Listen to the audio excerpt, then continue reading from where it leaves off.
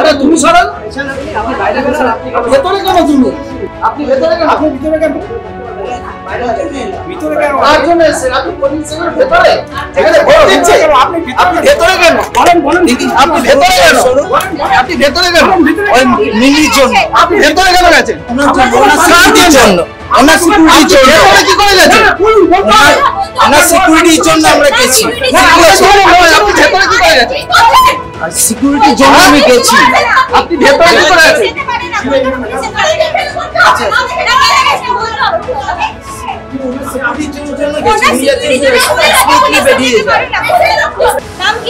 সোমনাথ চক্রবর্তী। আপনি ভিতরে কি করছিলেন? মিনি সিকিউরিটির জন্য, যাতে তাড়াতাড়ি ভোট দিয়ে পরে ওনার টাইমিং একটা কাম আছে। সেই উনি কি আপনাকে বলেছে, অ্যালাউ করেছেন? না উনি ভিআইপি, ওটা আমাদের কর্তব্য আছে। শান্তি করে এখানে তো সেন্ট্রাল ফোর্স রয়েছে, সব সব রয়েছে। হ্যাঁ, তারপরে কলকাতা পুলিশ কেন? ওই যাতে উনি স্মুথলি ভাবে বেরিয়ে তাড়াতাড়ি বেরোতে পারে। ম্যাম এটা আমাদের কর্তব্যের মধ্যে আসছে। কোন কর্তব্য? মা হ্যাঁ, ভেরি নাইস। সবাইকে এটাই বলবো যে প্লিজ যান, ভোট দিন, আর এটা আমাদের অধিকার, আর প্লিজ ডু ইট। আর এইবার খুব ভালো নিয়ম করে দিয়েছে বয়স্কদের আগে করে দেওয়া, জলের ব্যবস্থা, হুইল চেয়ারের ব্যবস্থা।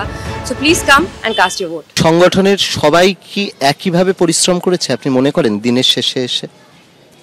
আমার মনে হচ্ছে যে আজকে এই পরিশ্রমের ফলই বোধহয় 4 তারিখে পাওয়া যাবে, এবং আমি এ ব্যাপারে একমত যে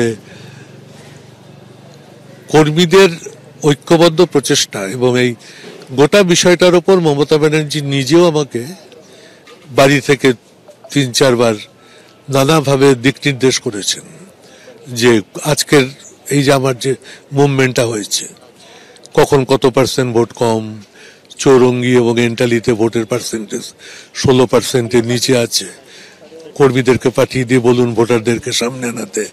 এরকম আমার সঙ্গে প্রথম হাফটা সকালে খুব কাছাকাছি যোগাযোগ ছিল। মানে প্রায় মমতা বন্দ্যোপাধ্যায় নিজে পরিচালনা করছিলেন আপনার কেন্দ্র, মানে খেয়াল রাখছিলেন এতটা?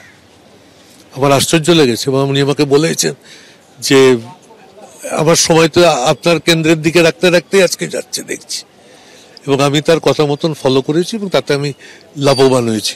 ভোটের পার্সেন্টেজ একটা সময় চৌরঙ্গি এবং এন্টালিতে যথেষ্ট ফল করেছিল, 16%-এ নেমে গিয়েছিল। কুণাল ঘোষের আজকে ভূমিকা কিরকম ছিল? কুণাল ঘোষ নিজের মতো ঘুরছিলেন, আমি আমার মতো ঘুরছিলাম। আমি পরপর ওয়ার্ড ভিত্তিক যেতে চেয়েছি, কিন্তু কুণাল এর সঙ্গে সাক্ষাৎ হয়েছে, তখন আবার পরেশ পালও উপস্থিত ছিল, সে আমার বেলেঘাটার বিধায়ক। আমাকে বেলেঘাটাটা একটু বেশি মনোনিবেশ করতে হয়, কারণ গত লোকসভার নির্বাচনে আমি গতবার বেলেঘাটা থেকে প্রায় 55,000 ভোটে জিতেছিলাম, সুতরাং সেটা আমার একটা শক্ত ঘাঁটি। কুণালদার এই ঘোরাঘুরিতে কি আপনার লাভ হবে?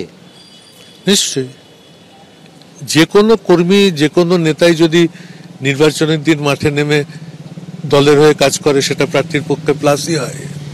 অভিষেক বন্দ্যোপাধ্যায় একটা কর্মসূচিও আপনার উত্তর কলকাতায় রাখেননি, তার কি কোনো পজিটিভ অথবা নেগেটিভ প্রভাব পড়তে পারে? মমতা ব্যানার্জি 5টা কর্মসূচি রেখেছেন, তার প্রভাবটা নিঃসন্দেহে সকলের থেকেই বেশি। এতদিন আপনি কিছু বলেননি বিরোধী প্রার্থী সম্বন্ধে, আজ কিছু বলবেন? আর 72 ঘন্টা অপেক্ষা করতে হবে, 4 তারিখ বিকেলে বলবো।